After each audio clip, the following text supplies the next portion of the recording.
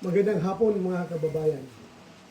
Meron po tayong natanggap na impormasyon na pagkatapos sa aming session itong araw na ito, meron na po mga operatiba ng NBI at ng CIDG ang pupunta dito para ako'y aristuhin. Ako po'y nananawagan sa inyo. Sana tulungan niyo ako. Huwag po tayong papayag na another Pilipino ay dadalhin sa dahig. Pangalawa, kay Pangulong Duterte.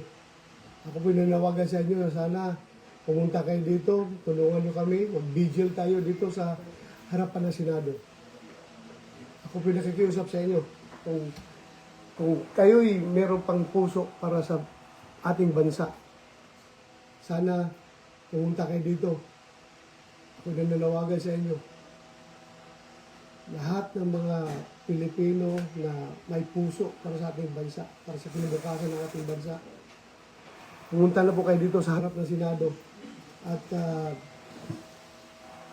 para mapigil itong kanilang plano na tayo ay aaristuhin at dadalhin sa dahig. Hindi po katanggap-tanggap yan para sa ating Pilipino.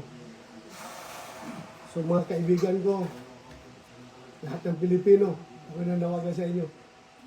Pumunta po kayo dito sa harap ng Senado at mag-vigil tayo. Hindi tayo papayag na another Filipino will be brought to dahig just because of politics. Ako po isang tapat na pulis, tapat sa serbisyo. Bakit nila ako ginaganito? Nananawagan po ko sa inyo mga kaibigan, kung kayo ay na-frustrated noon sa panahon ng Pangulong pagdala nila kay Pangulong Duterte doon sa dahig, sana hindi na ito masusundan pa.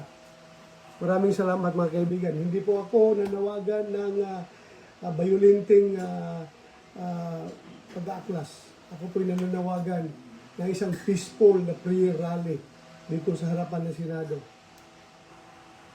Kita-kita po tayo dito. Maraming salamat mga kaibigan. Thank you po. Maraming salamat talaga. Stop.